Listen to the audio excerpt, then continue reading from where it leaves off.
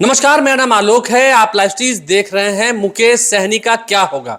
अगले साल लोकसभा के चुनाव हैं। 2024 से पहले ऐसा दिख रहा था कुछ समय तक कि मुकेश सहनी जाएंगे अंतोगत्वा एनडीए के साथ ही, लेकिन मुकेश सहनी ने हाथों में गंगा जल लेकर संकल्प लिया और संकल्प यात्रा पर निकल पड़े। अब एक तरफ बीजेपी ने भी मास्टर स्ट्रोक खेला। देखिए, कुछ समय पहले ही सम्राट चौधरी को प्रदेश अध्यक्ष बनाया गया था।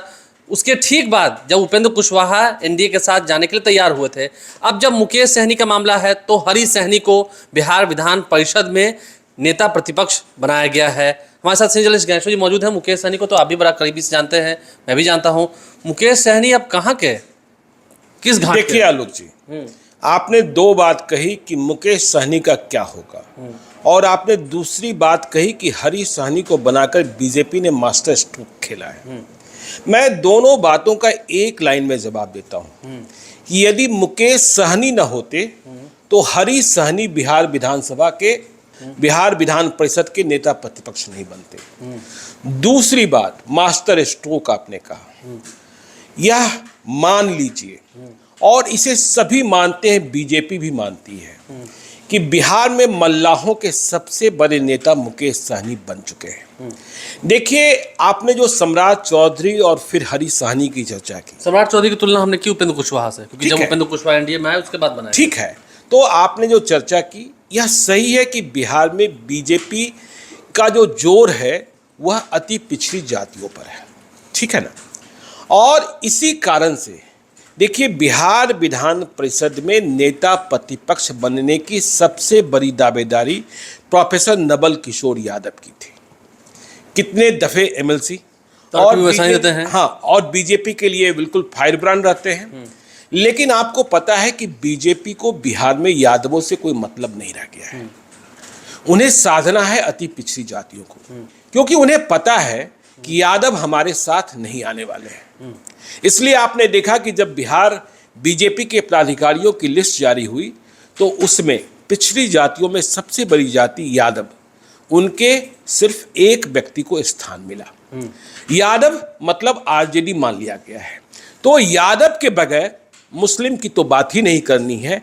कैसे बिहार फतह किया जाएगा, 2024 में कैसे जीतेंगे, 2025 में क्या करेंगे, इसकी व्यूह रचना रची जा रही है। देखिए, यदि आप जातियों की बात करना चाहते हैं तो इसमें कोई शक नहीं कि यदि लालू यादव यादव जाति के सर्वोच्च नेता हैं, नीतीश कुमार कुर्मी जाति के सर्वोच्च नेता हैं, पहले लवकुश थे, मैं लवकुश अब नहीं कह रहा हूं, चिराग पासवान के सबसे बड़े नेता, उपेंद्र कुशवाहा, अब सम्राट चौधरी भी कुशवाहा के सबसे बड़े नेता। ठीक इसी प्रकार से मुकेश सहनी भी मल्लाहों के सबसे बड़े नेता। और मुकेश सहनी यदि अपनी शर्तें छोड़ दे तो आज भी बीजेपी उन्हें अपने साथ लेने को तैयार हो जाएगी, क्योंकि मुकेश सहनी ने अपनी ताकत उपचुनावों में दिखाई है। हारे जरूर हैं, लेकिन ताकत दिखाई है कि हम बीजेपी को हरा सकते। लेकिन उनको भी तो ठंडा करने के लिए इलाज ढूंढा गया ना। नहीं, ठंडा करने के लिए इलाज ढूंढा गया है, लेकिन ये इलाज कितना कारगर है। मैंने आज सुबह ट्विटर पर एक पोल डाला था कि बिहार में मल्लाहों के 4 नेता, हमने बीजेपी के 2 नेताओं को शामिल कर लिया। मुकेश सहनी का नाम रखा, हरी सहनी का नाम रखा, मदन सहनी का नाम रखा जेडीयू के, और अजय निषाद मुजफ्फरपुर एमपी बीजेपी के। लेकिन हम देख रहे हैं अब तक के रुझान के मुताबिक 49% लोग, मैं ये नहीं मानता कि केवल मल्लाह ही वोट कर रहे होंगे, हम ये भी मानते हैं कि गैर मल्लाह जो बिहार की राजनीति को समझते हैं, बिहार की जातीय राजनीति को समझते हैं, जातीय रुझान को समझते हैं, वे यह मान रहे हैं कि 49% से अधिक लोग यह निष्कर्ष पर हैं कि मुकेश सहनी ही मल्लाहों के सबसे बड़े नेता हैं। ठीक है, और ये दोनों मतलब हरी सहनी और अजय निषाद मिलाकर भी उसके करीब नहीं पहुंच पाते हैं। तो देखिए, मुकेश सहनी को पहले साथ करने की कोशिश की गई। आपको पता है, उन्हें 22+ की सिक्योरिटी दी गई। जैसे ही उन्होंने उधर से बंगला खाली करने का फैसला किया, जो मंत्री पद से हटने के बाद भी जहां वे रह रहे थे, केंद्र सरकार ने उन्हें सौगात दे दी। 6 नंबर वाला बंगला खाली जी। और आज भी आप CISF देख रहे हैं, उनके साथ सीआरपीएफ, ठीक है, CRPF उनके साथ है। लेकिन मुकेश सहनी की शर्तें और मुकेश सहनी ने बीजेपी को वहां फंसा दिया है जहां जवाब तलाशना बहुत मुश्किल होगा। हरी सहनी को आपने बना दिया। हरी सहनी ने कल करेला कहा। हरी सहनी कौन? देखिए, मुकेश सहनी ने भी वीडियो वायरल कर दिया कि ये तो मेरी पार्टी की सदस्यता ग्रहण किए थे और कसम खाया था। फिर तो मुकेश सहनी ने स्थापित किया ये तो मेरे ही यहां से। हालांकि देखिए, हरी सहनी की पृष्ठभूमि आरएसएस की है, इसलिए वे आज आरएसएस ऑफिस भी गए थे। लेकिन 2020 में चुनाव लड़ने को वे वीआईपी में चले गए थे, लेकिन खेला हो गया, वीआईपी से टिकट नहीं मिला, दूसरे को मिल गया, बीजेपी ने दे दिया। तो बिहार में मल्लाह की राजनीति के केंद्र बिंदु है मुकेश सहनी। अब देखिए कहां मसला फंसेगा। हरी सहनी नेता प्रतिपक्ष तो बन गए, नीतीश सरकार पर हमला बोल सकते हैं, इसमें कहीं कोई दिक्कत नहीं है। लेकिन मुकेश सहनी जो कह रहे हैं, आपने कहा गंगा जल लेकर निकल पड़े हैं, संकल्प करा रहे हैं और प्रत्येक जिला में जहां जा रहे हैं बहुत भीड़ जुट रही है। रात के 11 बजे तक भीड़ दिखाई पड़ती है, तो जुटान दिख रहा है। कहां परेशानी होगी? हरी सहनी क्या मुकेश सहनी की तरह बोल सकेंगे कि निषाद जाति का आरक्षण, एससी एसटी का दर्जा दीजिए? क्या बोल सकेंगे?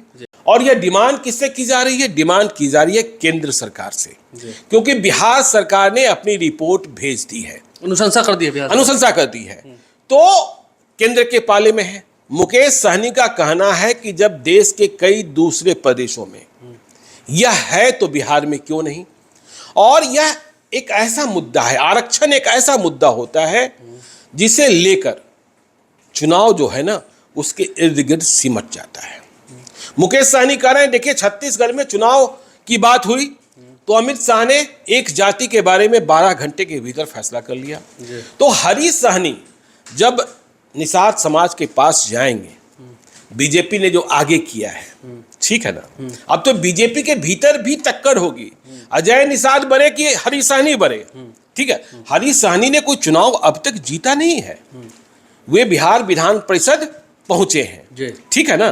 तो अजय निषाद तो चुनाव भी जीत चुके हैं, हालांकि वीआईपी में थे, ये बातें तो हो रही हैं। हाँ, वीआईपी में थे, ये बातें हो रही है। तो हमने ये कहा ना कि वहां दावेदारी नवल किशोर यादव की थी, लेकिन हरी सहनी को मौका मिल गया क्योंकि मुकेश सहनी फैक्टर है और वहां यादव को देना नहीं था। तो हरी सहनी अपने लोगों के बीच जाकर इस बात का क्या जवाब देते हैं कि निषाद जाति का आरक्षण जिसे लेकर संकल्प यात्रा पर निकले हुए हैं मुकेश सहनी, केंद्र सरकार क्यों नहीं दे रही है?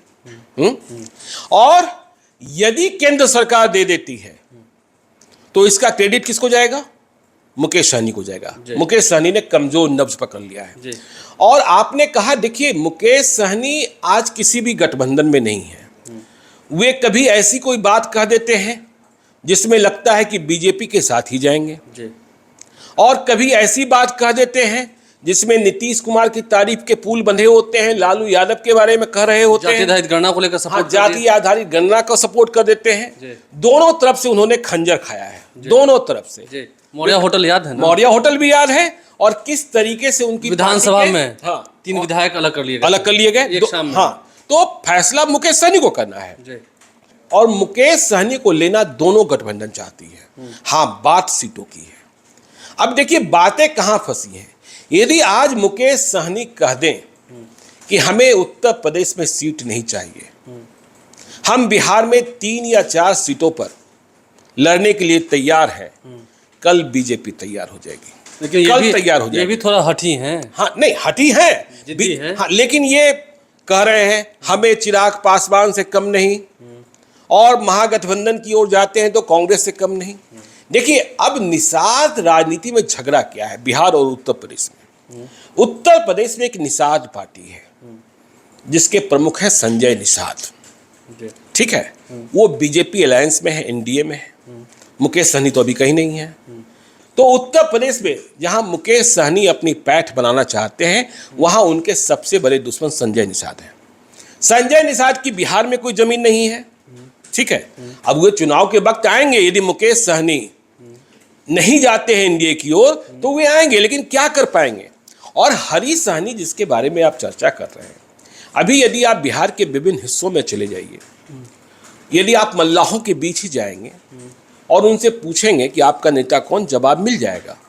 बहुत सारे लोग तो हरीश सहनी को जानते भी नहीं होंगे। वो तो दरभंगा और मिथिला की तरफ के हैं। नहीं, हाँ, तो हरीश सहनी को अभी अपनी भूमिका स्थापित करनी होगी।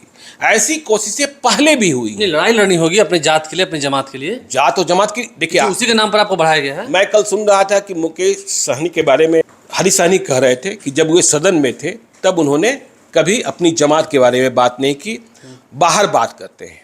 तो अब तो यह देखना होगा कि हरीश सहनी बाहर बात करते हैं, भीतर बात करते हैं, दोनों जगह बात करते हैं या कहीं बात नहीं करते हैं। क्योंकि सामने नीतीश कुमार के सामने बोलने का मौका मिलेगा। नहीं, नीतीश कुमार के सामने तो बोल सकते हैं अपनी पार्टी में, लेकिन निषाद आरक्षण जो सबसे बड़ा मुद्दा है और जिस मुद्दे को लेकर मुकेश सहनी की रथ यात्रा चल रही है, 4 करोड़ के बस पर सवार होकर चल रहे हैं, भीड़ इतनी जुट रही है कि स्वर्ण जड़ित है, स्वर्ण जड़ित है, सोने की कुर्सी पर बैठ रहे हैं। आपने तो बैठकर उसका सुखद अनुभव भी प्राप्त किया है, अभी मैंने प्राप्त नहीं किया है। कभी सोने की कुर्सी पर बैठने की मेरी भी कोशिश होगी कि मैं देखूं तो कि बैठकर लगता कैसे हूं। ठीक है, तो मुकेश सहनी एक फैक्टर तो बन चुके हैं। आप ये कहना चाह रहे हैं ना, सीधा सीधी ये कहिए कि हरीश सहनी क्या सच में जाके केंद्र सरकार के जो बड़े नेता हैं, अमित शाह हैं, नरेंद्र मोदी हैं, उनसे गुहार तो कम से कम लगाएंगे ना कि मेरी जाति को, जमात को जो सम्मान चाहिए वो दीजिए, जो हक चाहिए वो दीजिए, तभी कोई पैठ बन पाएगी। ठीक है ना, तभी आप अपने लोगों के लिए लड़ पाएंगे। हाँ, उनको हक दिला पाएंगे। हाँ, जो इतने सालों से वंचित थे। लेकिन मसला कहाँ फंस गया है कि इसके लिए लड़ाई लड़ रहे हैं मुकेश सहनी, क्रेडिट किसको जाएगा? हाँ, तो क्रेडिट यदि मिलेगा तो अगर क्रेडिट में कहीं मिल जाए मुकेश सहनी को, इसलिए अपने ही जमात को धकेल दीजिए। नहीं, धकेल नहीं दीजिए। क्रेडिट के साथ मुकेश सहनी उधर जा सकते हैं। मुकेश सहनी कह रहे हैं कि जो आरक्षण दे देगा हम उसके साथ चले जाएंगे। तो आरक्षण देना तो केंद्र सरकार का ही काम है। नीतीश कुमार या इंडिया गठबंधन है वो तो अभी केंद्र की सत्ता में है नहीं। तो ये तो मैं कह रहा हूँ ना कि अगर हरीश सहनी पैरवी करते हैं या आग्रह करते हैं, अगर मिल जाता है तो क्रेडिट तो जाएगा मुकेश सहनी को। तो क्या इस क्रेडिट के चक्कर में हरीश सहनी अपनी आवाज को दबा देंगे, अपनी जमात के हक के लिए नहीं लड़ेंगे? क्योंकि उन्हें तो पता है कि पहले से लड़ाई और संघर्ष तो किसी और ने लड़ा है। नहीं, लड़ना तो होगा, और बगैर लड़े जो लड़ता ही नहीं है न वो जीतता है न वो हारता है। कुछ नाम भी नहीं होता। तो जिम्मेवारी बड़ी दे दी गई है। इस जिम्मेवारी का निर्वहन वे कैसे करेंगे? क्योंकि मुकेश सहनी ने अपने को स्थापित कर लिया है लोकसभा, अभी तक जो दिख रहा है। हाँ, अभी तक जो दिख रहा है, और 2024 के चुनाव में वे फैक्टर तो हैं। इसलिए दोनों पक्षों को, दोनों गठबंधनों को उम्मीद है कि आखिर में वे मेरी ओर ही आएंगे। और सोच लीजिए, आज हरीश सहनी जो इतना कह रहे हैं, अजय निषाद भी पहले कहा करते थे, कल यदि मुकेश सहनी यह फैसला हो जाता है अमित शाह के स्तर पर, जेपी नड्डा के स्तर पर, बीजेपी के नेता संपर्क में रहते हैं मुकेश सहनी से कि नहीं, मुकेश सहनी गठबंधन के हिस्सा है, तो आज जो करेला कहा जा रहा है, आज जो कहा जा रहा है डूब कर मर जाने की बात कही जा रही है, फिर वे वीडियो भी वायरल होंगे कि अब क्या कह रहे हैं, तब तो फिर मुकेश सहनी भगवान हो जाएंगे। नेता मानना पड़ेगा। नेता मानना पड़ेगा।